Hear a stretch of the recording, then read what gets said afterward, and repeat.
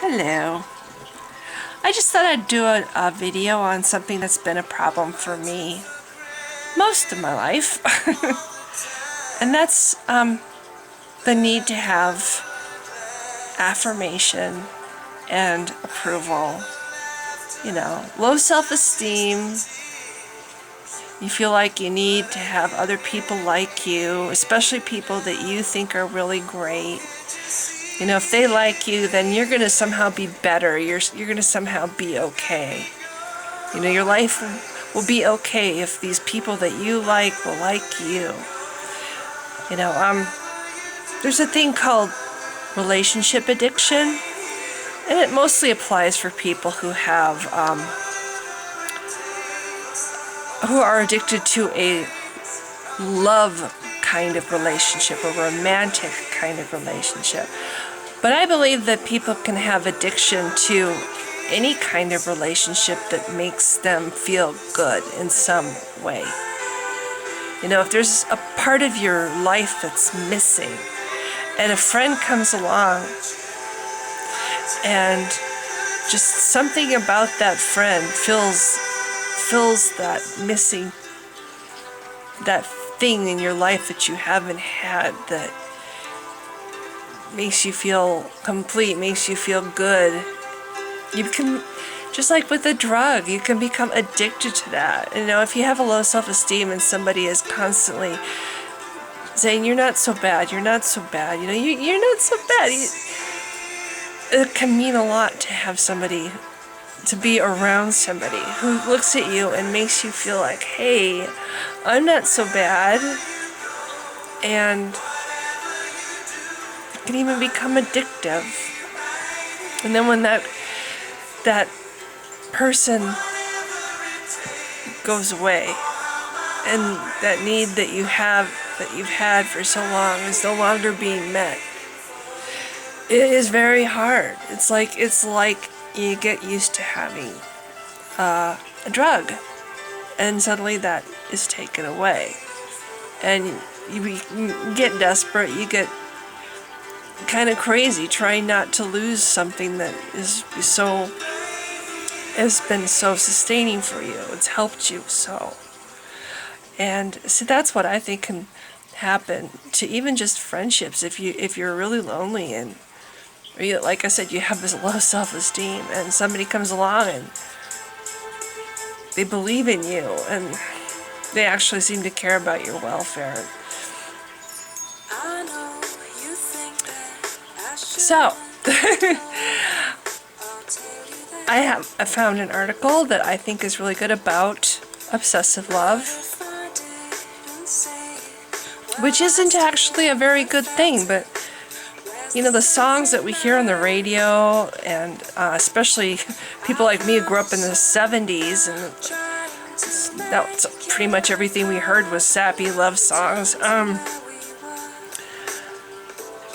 You know, you grow up programmed by the media, by movies, and by the songs that you listen to think that this is the way love is supposed to be. And so when a relationship starts to mellow, and you don't have the fireworks and the honeymoon period anymore, you start feeling like you've lost those loving feelings, you know, when maybe you really haven't. Maybe your love is blossoming in a natural way, and you know. Anyway, relationship addiction is deadly serious. Females have a greater genetic disposition to fall into the state of addicted love. They tend to more readily glorify their partners and see them as their source of happiness. Such women have not worked on their own identity and learned to provide their own sense of personal support and power. Women are also more likely to be hooked by narcissistic partners and stay whilst allowing their sense of self to be stripped away, which also leads to the serious state of relationship addiction, often coupled with the effects of severe psychological abuse. Relationship addiction is likely to play out long term, Relationship addiction is unlikely to play out long term, as it won't be allowed if at least one individual in the relationship is emotionally healthy enough to sustain a successful, committed relationship. Generally, the players involved have attracted each other as a result of unresolved emotional insecurities. Please note, although these points portray the woman as addicted, they are relevant for either sex. It's a little loud. I'm going to try to turn it down.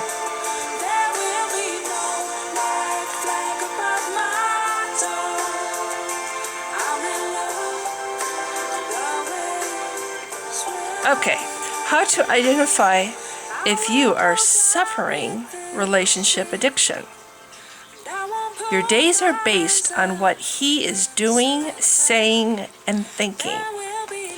You've lost interest in friends and personal goals. You schedule your life to fit in with his life. You go along with what he wants even if you don't agree. You begin taking on his identity and get involved in things you never thought you would.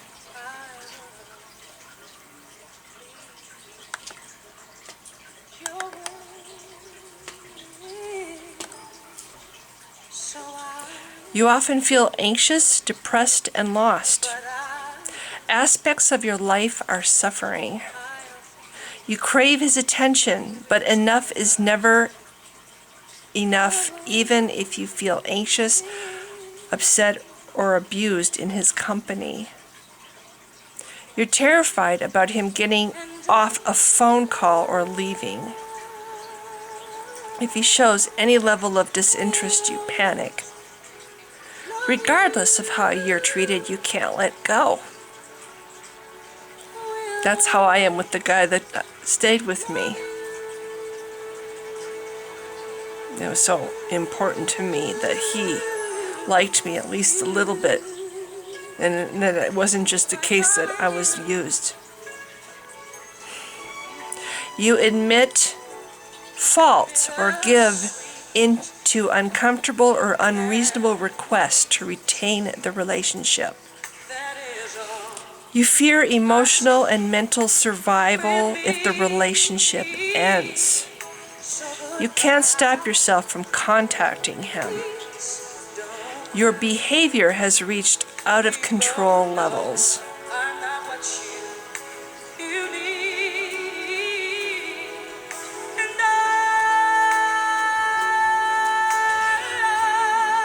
Obsessive love is unfinished emotional business. Addictive love is not healthy love. It's obsession. This is confusing for many people because they feel it so intensely and think this must be love.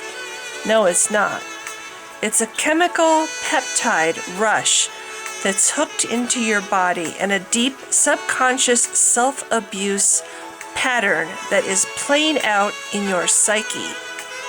This is your body's way of resurfacing past wounds to be consciously discovered and healed.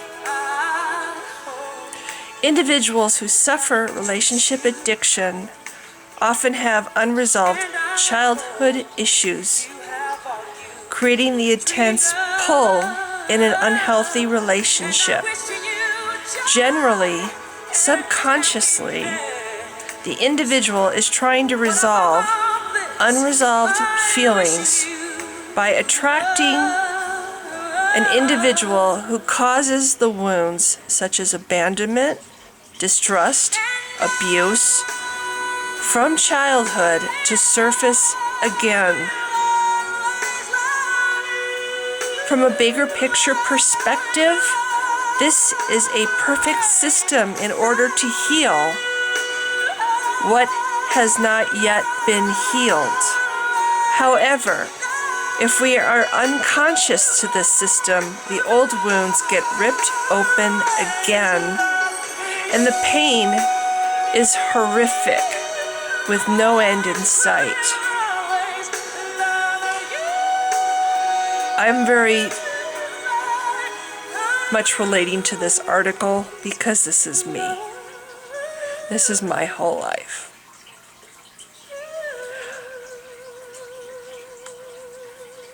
Recovery from obsessive love. Recovery is vital. Love addiction eventually leads to demise and even death, if not halted, such as institutionalization, homicide, suicide, or death from a terminal disease or accident. Yeah, I totaled my Camaro last year because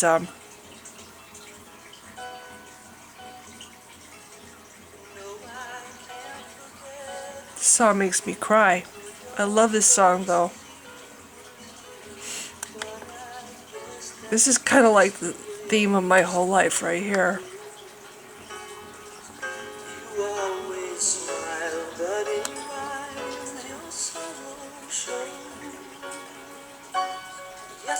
It's amazing how powerful songs are. What kind of power they have on us, you know?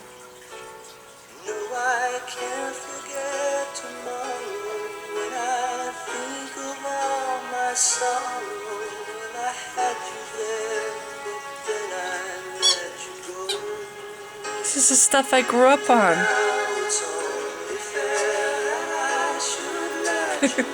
I'm gonna sit here and cry if I don't turn this thing down. And such a pretty song, though.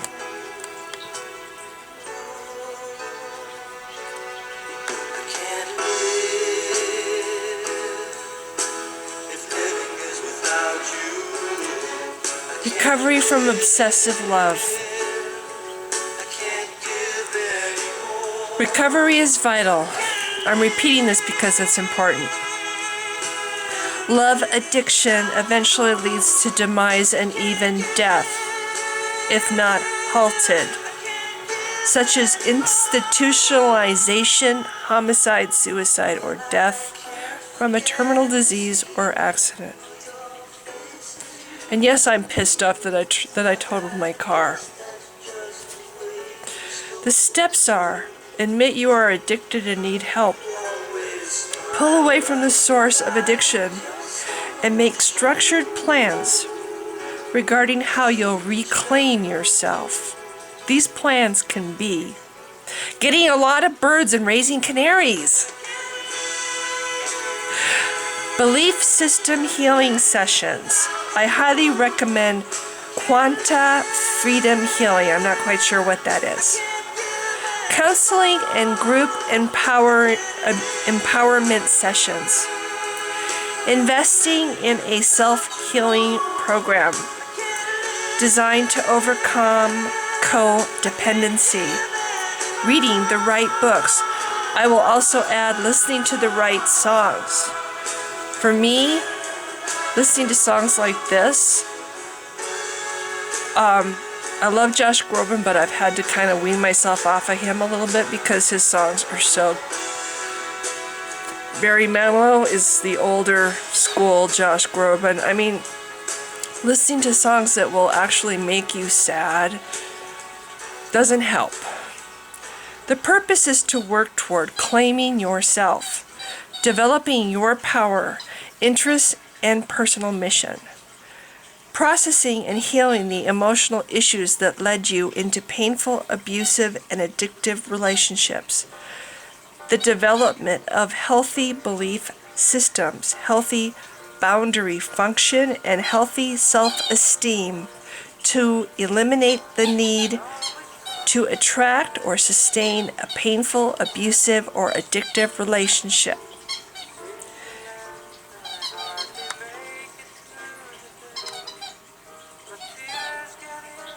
If you are virtually disintegrated as a result of relationship addiction, it can be terrifying to break away and take the first steps.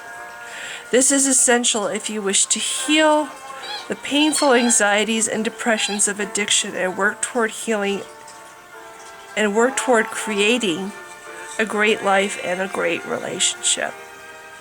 Please note there are no solutions. I wrote, please note that there are solutions. The understanding of the addiction as well as processes to heal are imperative. Listen to the song.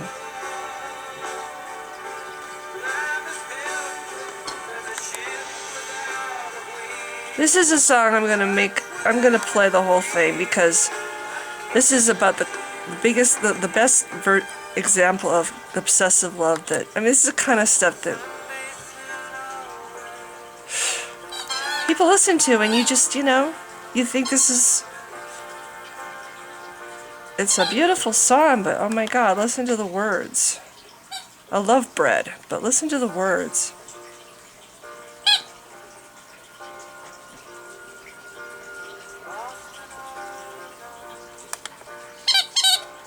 My dog is right here.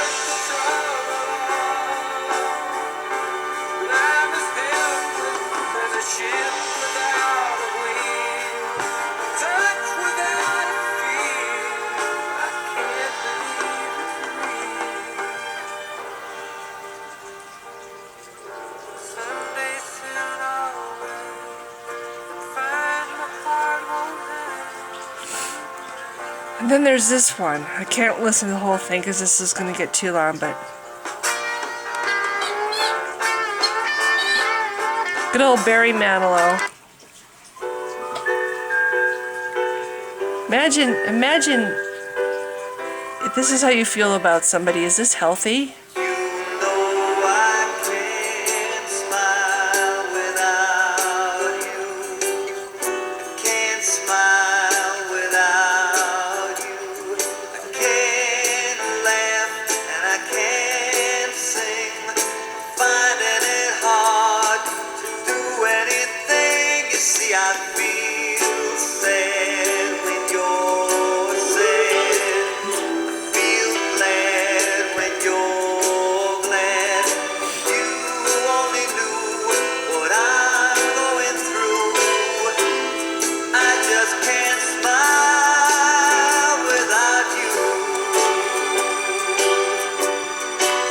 I'm not going to make anybody listen to Barry Manilow for very long, but yeah, I just played those songs in the background, mostly in the background, because they are the kind of songs that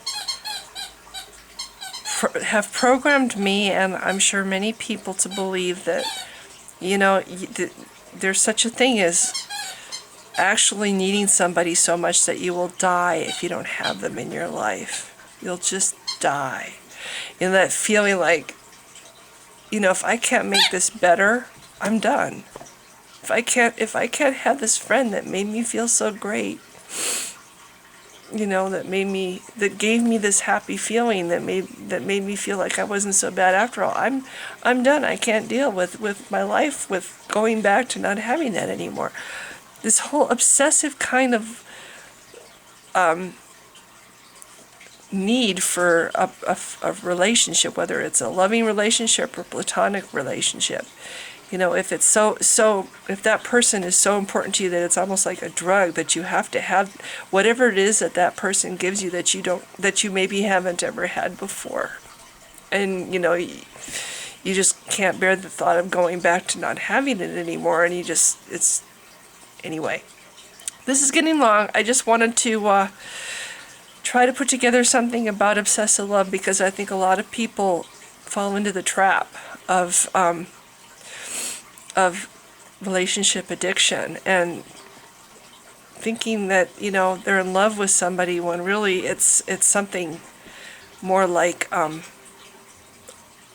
it says in this article. You know, you have things in your life that you haven't worked out, maybe from your past, and you're maybe attracting to somebody who can't feel the same way that you feel about them, or whatever it is. And then when they don't feel the same about you, you get to have the kind of abuse that maybe you suffered when you were younger, all over again, and you're bringing back these issues that you never worked out.